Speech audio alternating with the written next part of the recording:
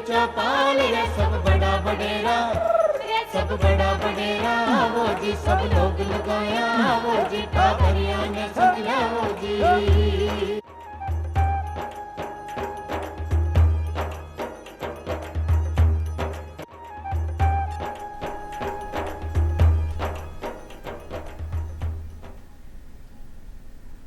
चौपाल देखबावाला सगळा दर्शकांको कार्यक्रम में स्वागत। जल जंगल जमीन को दियो नारो 15 नवंबर 1875 न जन्म्या भगवान बिरसा मुंडा, जाको जन्म दिवस अबार ही आपा 15 नवंबर न मनाया हाँ जनजातीय गौरव दिवस का रूप में। और भारतीय आदिवासी स्वतंत्रता सेनानी हाँ जल जंगल और ज़मीन की खातर आपका प्राण तक त्याग दिया हा। और आपा पूरे आंखों 150वीं जयंती समारोह का रूप में मना रहा हाँ 15 नवंबर से 25 नवंबर ताई। आने धरतीबा का नाम से भी जानो जावा हा, क्योंकि ए ज़मीन की खातर आपको त्याग करया। तो आपा आका बलिदान ने हमेशा याद रखाला और आपा भी आगे सु प्रयास कराला कि जंगल जमीन को जो ए नारो दिया इन आपा संजोया रख सका। और अब स्वागत करूँ हूँ सगड़ा को चौपाल कार्यक्रम में और जाना ला आज का चौपाल में आपा का सहकारिता कि यहाँ किसाना की सेवा में है। तो ई खातर अपने साथ बातचीत करवा खातर कार्यक्रम का स्टूडियो में पधारा है मदन लाल जी गुजर। आपको कार्यक्रम में स्वागत करूँ हूँ। आप प्रबंध निदेशक है केंद्रीय सहकारी बैंक जयपुर में। और हमारे साथ कार्यक्रम में और एक और शख्स पधारा है, आपको भी कार्यक्रम में स्वागत करूँ हूँ। आप हो भूमाराम जी। नमस्ते किसान भाइयों। आप अतिरिक्त रजिस्ट्रार हो मानव संसाधन विकास सहकारिता विभाग जयपुर में। अब आपा जाना कि सहकारिता किया काम करे है, सहकारिता कहीं हुआ कियो जावे है कि एक सबकी खातर सब एक की खातर। वो आपा सहकारिता का बारे में हमेशा सुना हाँ। तो पहली वो जाना कि सहकारिता कहीं हुआ है, सहकारिता किया काम करे है। किसान भाइयों, जैसा आप सभी लोगों को पता है, सब एक के लिए एक सब के लिए, ये सहकारिता का मूल सिद्धांत है। अर्थात हम सभी मिलकर के किसानों के विकास के लिए, किसान कहें या फिर गरीब लोग कहें या फिर महिलाएं कहें, उनके एक उद्देश्य को पाने के लिए संयुक्त रूप से प्रयास करने के लिए एक सहकारिता के भावना के साथ में हम सहकारिता के आधार पर और किसानों के, मूलतः किसानों की हम बात लेते हैं, उनका विकास करते हैं, उनका जो है डेवलपमेंट की हम बात करते हैं। अब इसमें जैसे हम थोड़ा सा इसके इतिहास में जाना चाहेंगे। मैं संक्षिप्त रूप में कहूँगा, साहूकारों के चंगुल से किसानों को छोड़ने के लिए हमारी उस वक्त चूँकि अंग्रेज़ों का शासन था, 1889 में एक क्रेडिट कोऑपरेटिव सोसाइटी बनाई गई थी। और फिर लॉर्ड कर्जन के टाइम में जो है 1904 में एक सहकारिता को लेकर के छोटा सा एक्ट बना, फिर 1909 में बना, फिर 1912 में बना, 1919 में बना, फिर आरबीआई का गठन हुआ 1935 में। और फिर जब आज़ादी का समय आया तो किसानों को ध्यान में रखते हुए हमारा उत्पादन जो है वो अच्छा रहे, उसके लिए हमारे जो प्रथम प्रधानमंत्री जी थे जवाहरलाल नेहरू जी, और जो रशिया गए थे, सोवखोज और कोवखोज के नाम से दो संयुक्त कृषि सहकारी समिति के कॉन्सेप्ट हुए। यहाँ पर भी जो संयुक्त कृषि सहकारी समितियों का गठन हुआ। और फिर जब पंचवर्षीय योजनाएं बनी 1966 और 1967-68 में 1 वर्षीय योजनाएं बनी, उस वक्त हमारी इफ़को का गठन हुआ। किसानों को चूँकि खाद बीज और इनपुट के रूप में ऋण उनको चाहिए, तो हमारे को किसानों को समय पर खाद मिल पाए, उसके लिए इफ़को का गठन किया गया। फिर क्रबको का गठन किया गया। फिर 1982 में जो है वो हमारे जो नाबार्ड की स्थापना की, जो पूर्णतः है ग्रामीण क्षेत्र के किसानों के लिए, सहकारिता के लिए, रूरल एरिया के बैंकों के माध्यम से किसानों को उन्नत करने के लिए तत्पर रूप से कार्य कर रहे हैं। फिर उसी के पैरेलल में 1965 में हमारा एक्ट बना। फिर 1991 में जो आर्थिक संशोधन हुए, आर्थिक सुधार हुए, उसमें किसानों को बहुत ही फोकस किया गया। और आज के टाइम में केंद्र सरकार द्वारा जो 6 जुलाई 2021 में सहकारिता मंत्रालय का गठन कर दिया गया। और चूँकि हम जैसे किसानों को ऋण देते हैं, समय समय पर जो है वो सरकार द्वारा घोषणा की जाती है, ब्याज मुक्त ऋण देते हैं। फिर हमारी योजनाएं हैं जो किसानों को केंद्रित करते हुए जो है वो ऋण बांट रहे हैं। और अभी जैसे राज्य सरकार ने भी घोषणा की है गोपाल क्रेडिट कार्ड योजना, जो मूलतः गोपालकों और किसानों से संबंधित है। साथ में हमारी KKY, KMY और हमारे SHG, JLG ये योजनाएं हैं जो किसानों को समृद्ध करने के लिए, मजबूत करने के लिए योजनाएं बनाई गई हैं। तो किसानों का धीरे धीरे विकास हो रहा है। हाँ, इतना ज़रूर कह सकते हैं कि जितना विकास हमें करना चाहिए था अभी बहुत काम करना शेष है। तो कुल मिलार भूमाराम जी आपने घणी योजनावां बता दी कि किसाना खातर घणी योजनावां कई चाल रही है। आ सब योजना का बारे में आप कार्यक्रम में आए आगे और जानाला, लेकिन आप जब सहकारिता का बारे में जाना तो भी के बाद में अपने मन में जो उत्सुकता आवे कि सहकारी समितियाँ कहीं हुए है, सहकारी समितियाँ किया बनी है, किया काम करे है। तो पहले वो जान लिया कि सहकारी समितियाँ को जो गठन हुआ करे है वो किया हुआ करे है और किया काम करे है। तो मैं मदन लाल जी वो आपसे जानना चाहूँगा। सहकारी समितियाँ हर क्षेत्र में बनाई जा सकती हैं, लेकिन जो कृषकों से संबंधित जो समिति है वो ग्राम सेवा सहकारी समिति है, जो हर ग्राम पंचायत पे राज्य सरकार की बजट घोषणा के क्रम में सहकारिता विभाग हर ग्राम पंचायत पे ग्राम सेवा सहकारी समिति की स्थापना कर रहा है, जिसके लिए न्यूनतम 500 सदस्य होने चाहिए। इसके अलावा जो अन्य क्षेत्र हैं जिनमें कृषि के अलावा जो अन्य हैं, जिनमें गृह निर्माण सहकारी समितियाँ हैं, क्रेडिट कोऑपरेटिव सोसाइटीज़ हैं, क्रय विक्रय सहकारी समितियाँ बहुत तरह की हैं, लेकिन मुख्यतः कृषकों से जो संबंधित ऋण देने का, खाद बीज देने का जो काम है वो ग्राम सेवा सहकारी समितियों का है। इसमें जो मूल जो सिद्धांत हैं वो 7 हैं इसके कोऑपरेटिव के। सबसे जो मूल है इसमें वो है कि इसकी जो मेंबरशिप है, जो सदस्यता है वो ओपन है, किसी को आप सदस्यता देने से मना नहीं कर सकते। तो स्वैच्छिक सदस्यता है, आप फोर्स भी नहीं कर सकते किसी को, हर आदमी इसमें सदस्यता ले सकता है।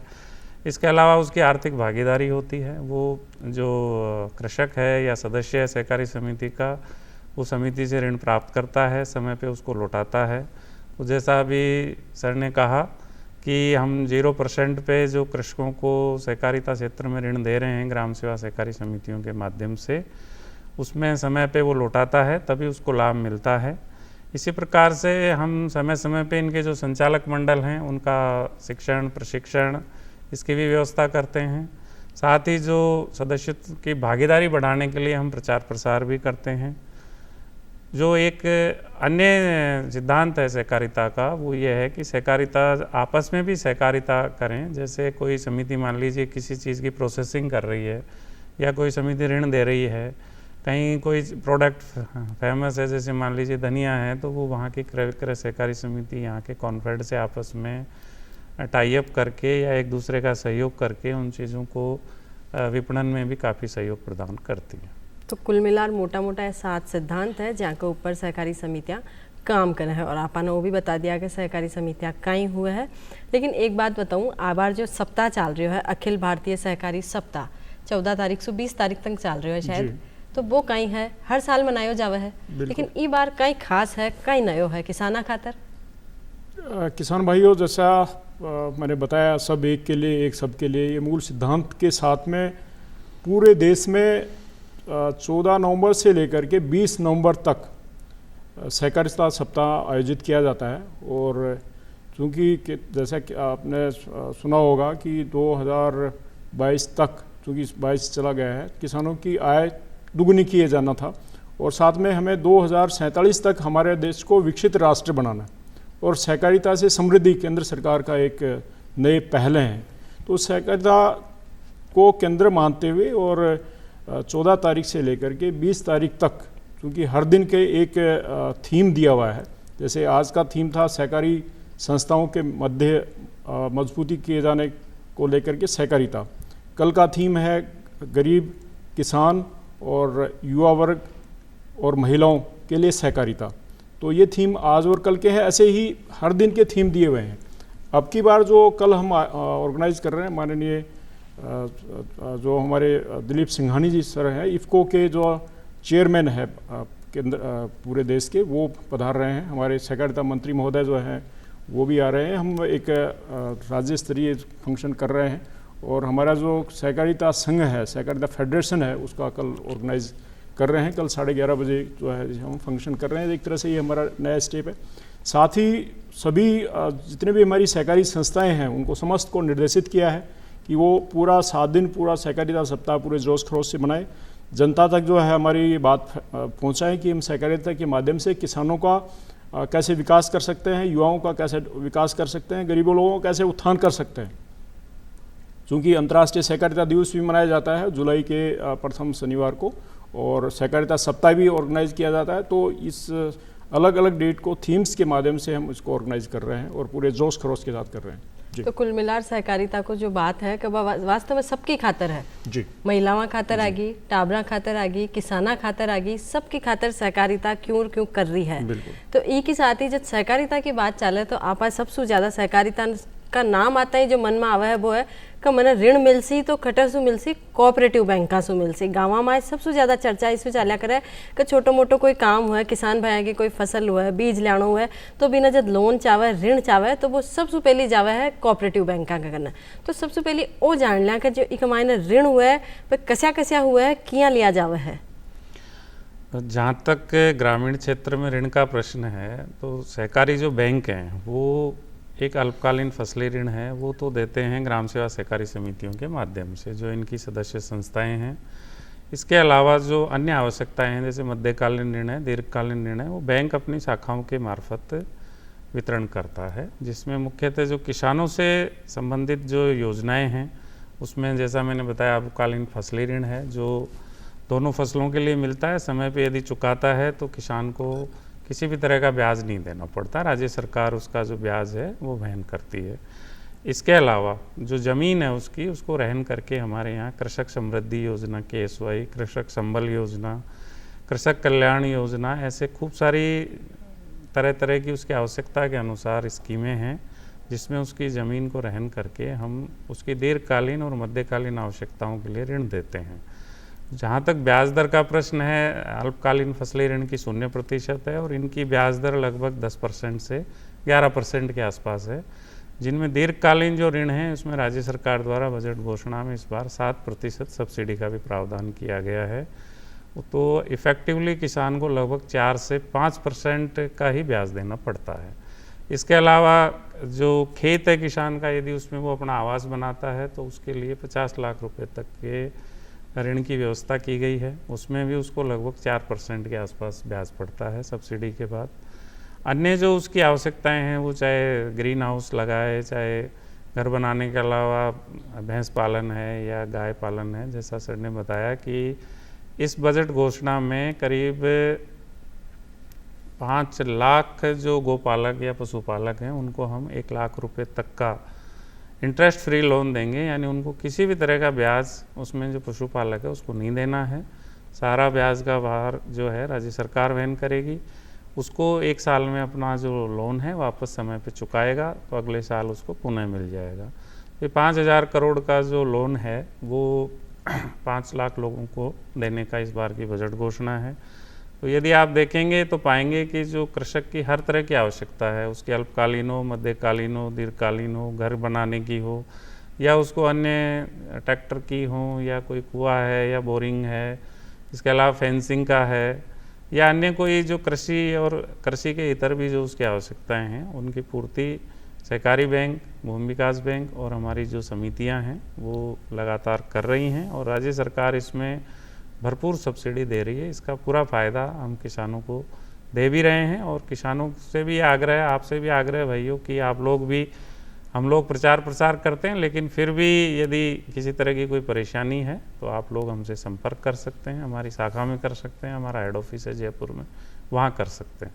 तो हर तरह को प्रयास किसाना के खातर करो जा रही है कि ताको कोई काम बीच में अटके नहीं, थाने काम थाने करनो है, आगे सहकारिता विभाग संभाल लेसी, थान छोटो ऋण दे देसी 0% ब्याज दर है भी, बड़ो ऋण देसी जी को मायने भी मतलब काट कूट सब्सिडियाँ लगा 4-5% देनो पड़सी।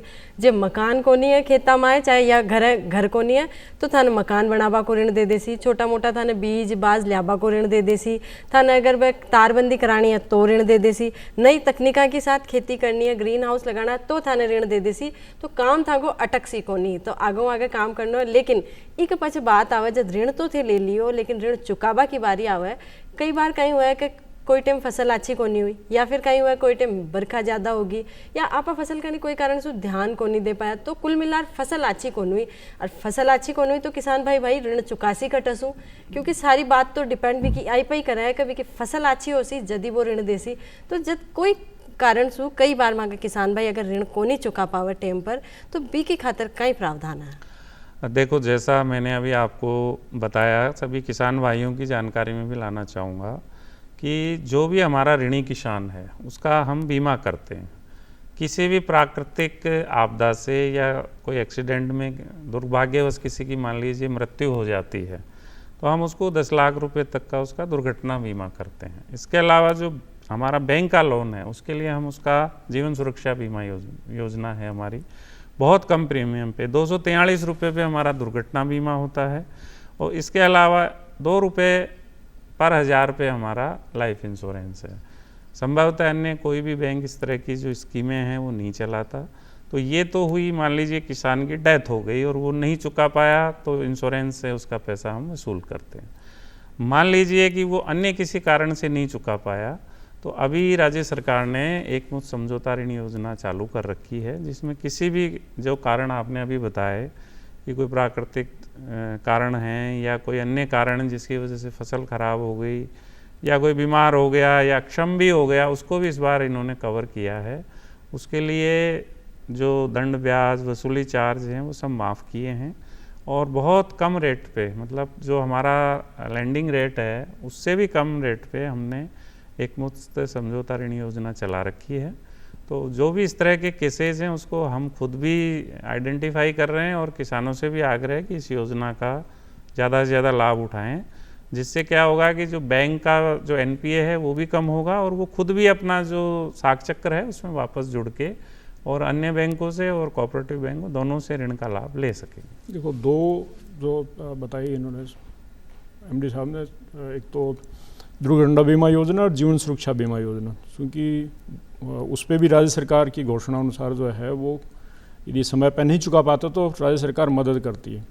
इसके अलावा केंद्र सरकार की 3 और बीमा योजना है इसमें, प्रधानमंत्री जीवन ज्योति योजना और प्रधानमंत्री जीवन सुरक्षा योजना।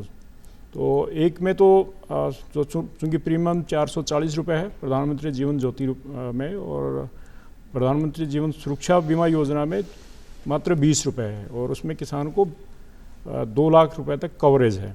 और तीसरी जो प्रधानमंत्री फसल बीमा योजना है उसमें यदि प्राकृतिक आपदाओं के कारण से यदि कोई समय किसान पे चुका नहीं पाता है तो केंद्र सरकार द्वारा ये फसल यदि खराबा हो जाता है तो केंद्र सरकार द्वारा मुआवजा के रूप में दिया जाता है। तो एक तरह से किसानों को सुदृढ़ करने के लिए राज्य सरकार और केंद्र सरकार दोनों संयुक्त रूप से बहुत स्ट्रॉन्ग जो है वो मदद करने को तैयार हैं और कर भी रही हैं।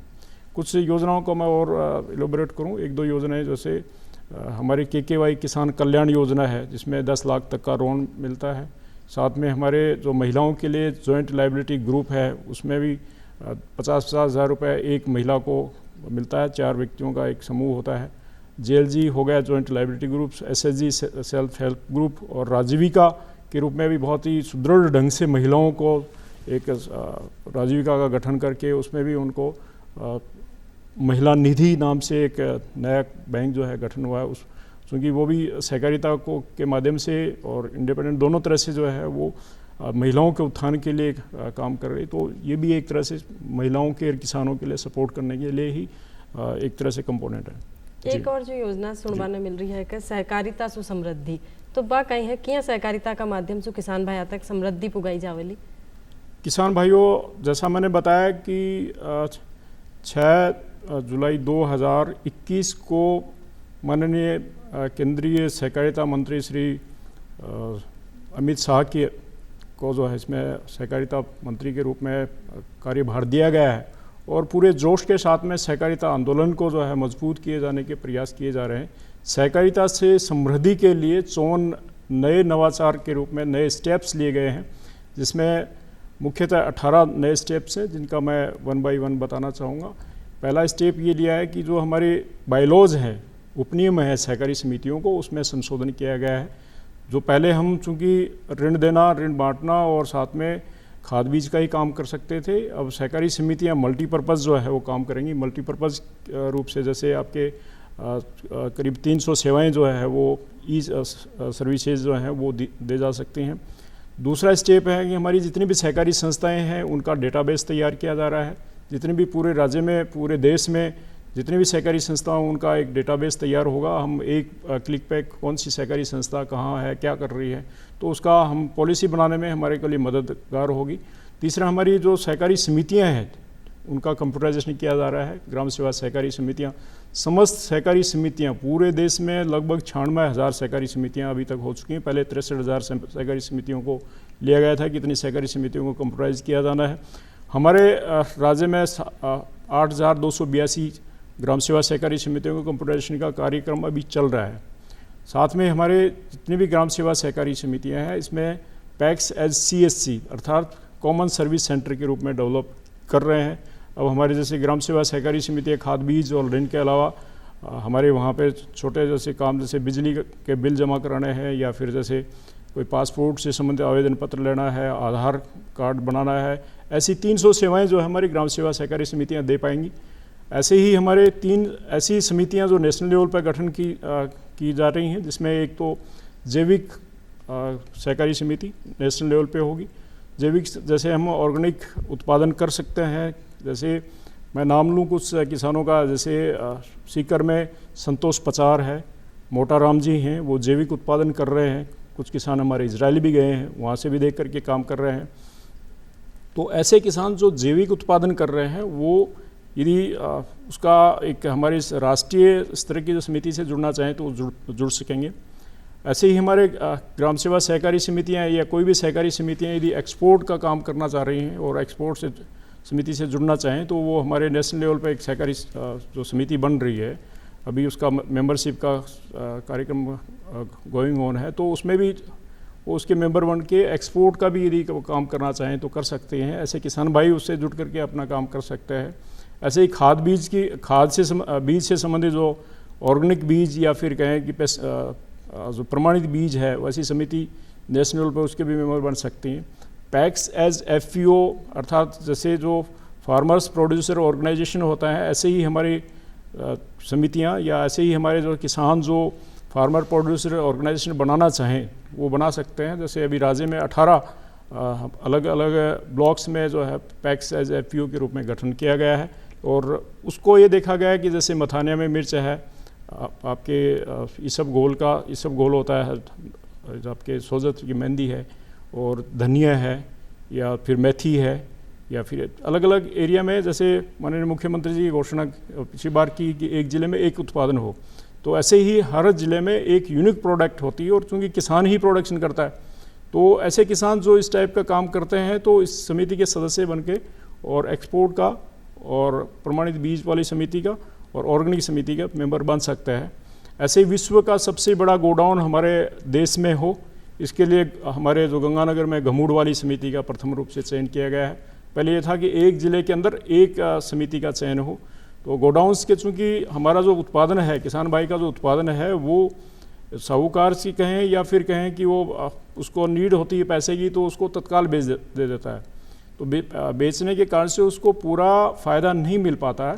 उस पूरे फ़ायदे को और हमारा उत्पादन खराब नहीं हो उसको ध्यान में रखते हुए केंद्र सरकार द्वारा ये बहुत बड़ा स्टेप लिया गया है कि हमारे राज्य में, हमारे देश में जो गोडाउन्स हैं वो भंडारण की व्यवस्था है पूरे विश्व में सबसे बड़ी हो, तो उसको ध्यान में भी रखते हुए हमारे जो सहकार से समृद्धि कॉन्सेप्ट पर स्टेप जो लिए गए हैं। साथ में हमारे जो पैक्स एज CSC का मैंने नाम जो लिया कॉमन सर्विस सेंटर के रूप में, हमारे अर्बन कोऑपरेटिव बैंक जो है नई संस्थाएं खोल सकेंगे। अभी नई जो समितियां जो है वो नई बैंक की ब्रांचें जो है वो खोल पाएंगी। और ऐसे ही प्रधानमंत्री जन औषधि केंद्र के रूप में भी हमारे ग्राम सेवा सहकारी समिति मेडिकल का भी जो है व्यवसाय कर सकेंगी। ऐसे मुख्यतः ये स्टेप्स लिए गए हैं। अब इन 54 जो घोषणाएं हैं जिसमें 18 मुख्य घोषणाएं हैं, चूँकि मैं पूरा सभी का नाम नहीं ले पाए और चूँकि इनकम टैक्स से रिलेटेड भी रिलैक्सेशन जो है दिए गए हैं। सहकारिता को मजबूत करने के लिए केंद्र सरकार द्वारा जो मजबूती से कदम जो उठाए गए हैं और उन जो 54 मजबूती वाले कदमों को क्रियान्वित कैसे करनी है उसके लिए राज्य स्तर पर माननीय चीफ सेक्रेटरी की अध्यक्षता में जो एक SCDC का गठन किया गया है और राष्ट्रीय स्तर पर एक समिति का गठन किया गया है। डिस्ट्रिक्ट लेवल पर जो जिला कलेक्टर की अध्यक्षता में DCDC का गठन किया गया है और उनका समय समय पे उनका मीटिंग हो और क्रियान्विति हो, ताकि सहकारिता के जो 54 नवाचार हैं उनकी मजबूती कैसे की जा सकती है, वो उस पर चर्चा करके, और सरकार इसका समयबद्ध रूप से रिव्यू कर रही है। और सहकारिता को और मजबूत करने के लिए, किसानों को और मजबूत करने के लिए, गरीबों को और मजबूत करने के लिए, उनको और उठाने के लिए, साथ में युवाओं को और महिलाओं को मजबूत करने के लिए ये नवाचार जो उठाए गए हैं। जैसा मैंने बताया कि 2047 में हम विकसित राष्ट्र के रूप में बढ़ेंगे। हमारी अर्थव्यवस्था 5 ट्रिलियन जो है वो उसका ध्येय रखा गया है। विश्व की तीसरी अर्थव्यवस्था जो सबसे बड़ी हो उस पर ध्येय रखा गया है। और सहकारिता के माध्यम से हम हमारे देश को कैसे और विकसित राष्ट्र बना सकेंगे, ये भी लक्ष्य जो है 2047 का रखा गया है। तो भूमाराम जी, आपने आज का भी आयाम बता दिया कि आज की सहकारिता किसाना की खातर काम कर रही है, और आपने भविष्य का आयाम भी आपने बताया विभाग का, कि विभाग की अब सहकारिता का माध्यम से समृद्धि लाभो चाह रही है, किसाना की खातर कई कई योजना चल रही है, कशा कशा ऋण चल रहा है, सगली बातें आज की चौपाल में आप जाना। फिर हाजिर वाला एक नई चौपाल के साथ। आपको कार्यक्रम में पधारवा की खातर बहुत बहुत आभार। आप कार्यक्रम में पधारे के खातर आपको आभार। फिर हाजिर वाला एक नई चौपाल में नई चर्चा के साथ। अबार माने देव इजाजत। तो राम राम सा। राम राम।